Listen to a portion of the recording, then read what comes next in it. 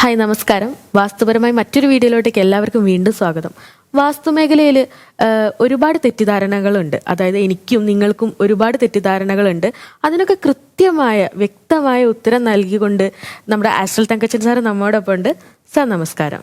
നമസ്കാരം സാർ ഒരുപാട് വീടുകൾ സന്ദർശിച്ചിട്ട് അവർക്ക് വേണ്ട കൃത്യമായിട്ടുള്ള പരിഹാരങ്ങളും ഓരോ കാര്യങ്ങളും നൽകുന്നതാണ്. അപ്പോൾ ഓരോ വീടുകളിലോട്ടേക്ക് ചെല്ലുന്ന സമയത്ത് അവിടെ ഈ ഒരു എനർജി, പോസിറ്റീവ് എനർജി ഉണ്ടാകും. ചിലപ്പോൾ ചില വീടുകളിൽ നെഗറ്റീവ് എനർജി ആയിരിക്കും.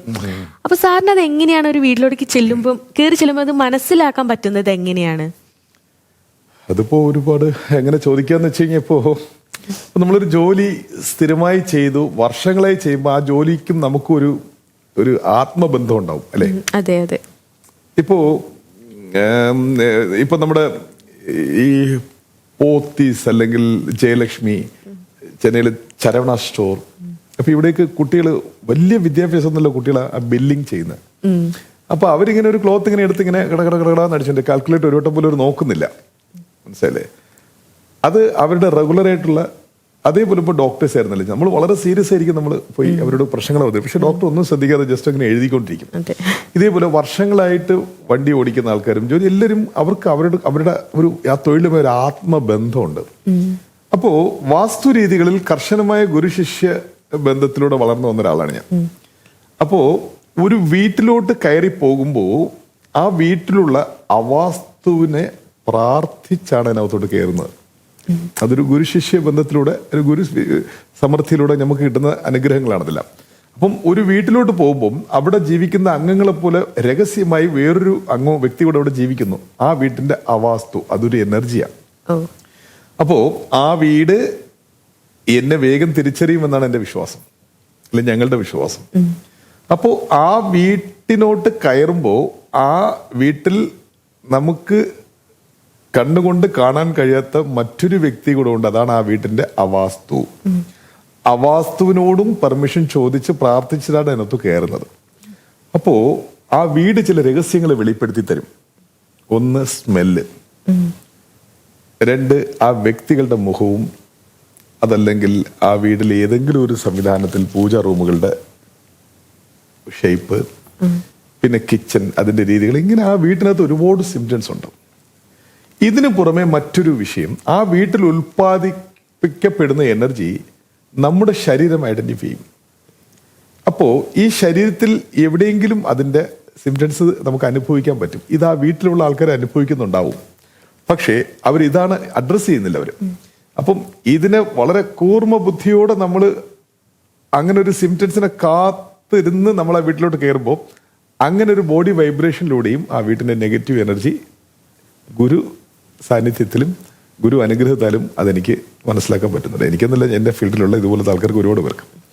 പിന്നെ അവർക്ക് ആർക്കും അനുഭവിക്കാൻ പറ്റാത്ത ഒരു സ്മെല്ല് നമുക്ക് അനുഭവിക്കാൻ പറ്റും. പിന്നെ അതിനുള്ളിൽ പോയി ഇരിക്കുമ്പോൾ ഒരു വാസ്തു സംസാരിച്ചിട്ട് അരമണിക്കൂർ 1 മണിക്കൂർ കഴിയുമ്പോൾ തന്നെ നമ്മൾ ഹാങ് ആവും.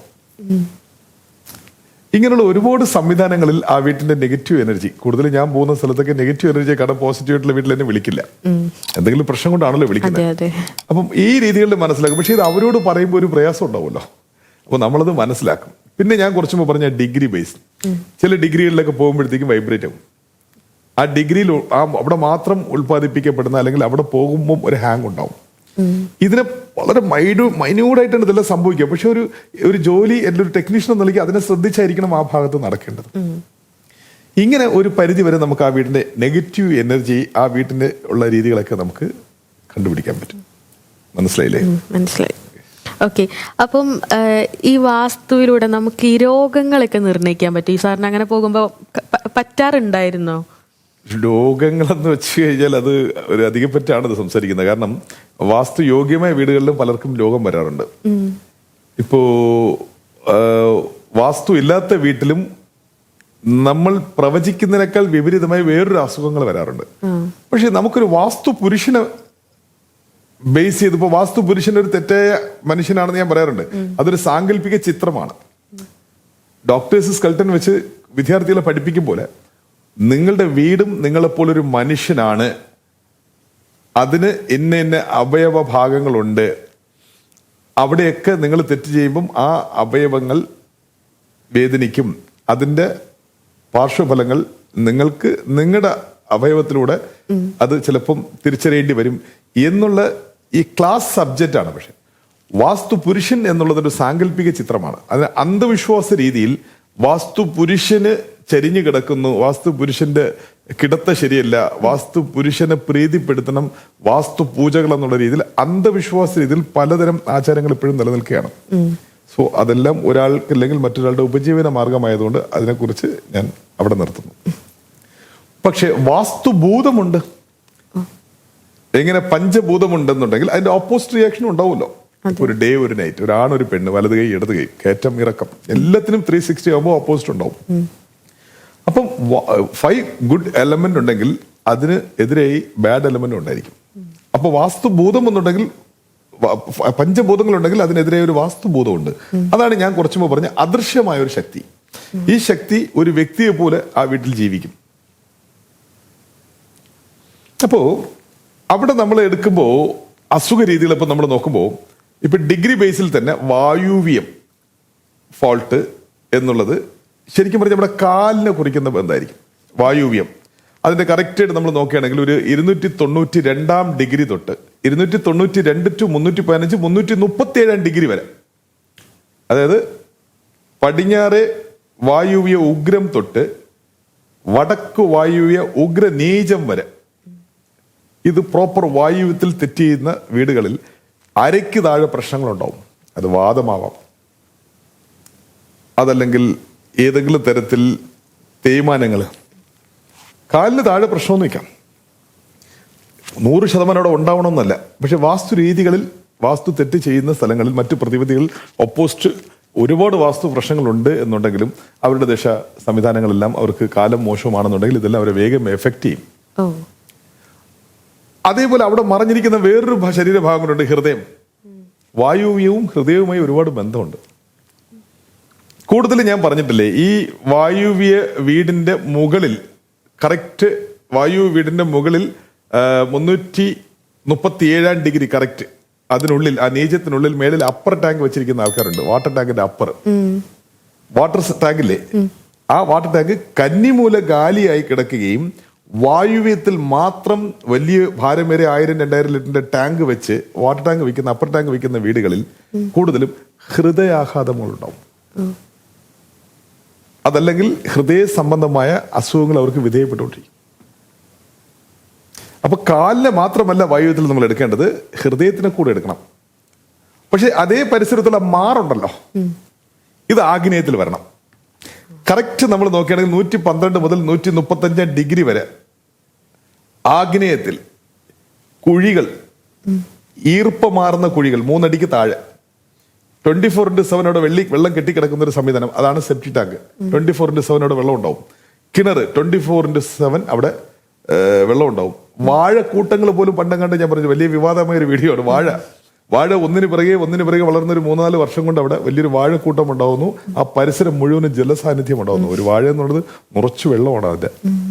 അപ്പൊ ആഗ്നേയ ഭാഗത്തിൽ ഈ പർട്ടിക്കുലർ ഡിഗ്രിക്കുള്ളിൽ വരുന്ന ജലസാന്നിധ്യം ആ മനുഷ്യന്റെ ശരീരത്തിന്റെ ഹീറ്റ് എനർജിയെ കുറയ്ക്കും.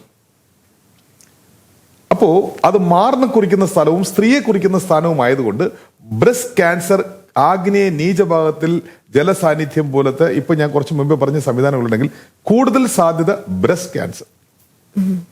ക്യാൻസർ എന്ന് വെച്ച് കഴിഞ്ഞാൽ ഉണങ്ങാത്തതാണ് ക്യാൻസർ ആവുന്നത്. ഒരു പുണ്ണ് സാധാരണ ഒരു ഫംഗസ്, അത് ഉണങ്ങാൻ പറ്റാത്തത് കൊണ്ടാണ് അത് കൂടുതൽ പരുവപ്പെട്ടത് ക്യാൻസർ ആവുന്നത്. പിന്നെ അതേപോലെ തന്നെയാണ് നമ്മുടെ കന്നി 225 ആണ് കറക്റ്റ് ഡിഗ്രി കന്നി. ഇതെല്ലാം ഞാൻ ട്രൂ നോർത്തിനെ അടിസ്ഥാനപ്പെടുത്തിയാണ് സംസാരിക്കുന്നത് കേട്ടോ. ചില വീടുകളിൽ ഡിഗ്രി മാറ്റം സംഭവിക്കുമ്പോൾ ഇത്തരം ഫലങ്ങൾ വ്യതിചലിക്കുന്നു, അങ്ങോട്ടോ ഇങ്ങോട്ടോ മാറുന്നു, പ്രഡിക്ഷൻ മാറും. പക്ഷെ 225 ഡിഗ്രി സാക്ഷാൽ മൂലാധാരം. നമുക്ക് 7 ചക്ര ഉള്ളത് തന്നെ വീടിനും 7 ചക്രമുണ്ട്. അപ്പൊ നമ്മൾ ഈ 225 ഡയഗണൽ 45 വരെ എത്തുമ്പോഴത്തേക്കും അതാണ് വീടിന്റെ സ്പൈനൽ കോഡ്. നമുക്കൊരു സ്പൈനൽ കോഡ് ഉള്ളതുപോലെ തന്നെയാണ് വീടിനൊരു സ്പൈനൽ കോഡ് ഉണ്ട്. അതതിന്റെ കന്നിമൂലയിൽ നിന്നും ഈശാന്യം വരെയാണ്. അതിന്റെ മൂലാധാരം ഇരിക്കുന്നത് കന്നിമൂല, അതിന്റെ സഹസ്രാരം ഇരിക്കുന്നത് ഈശാന്യം. ഇപ്പൊ 7 ചക്ര എങ്ങനെയാണ്?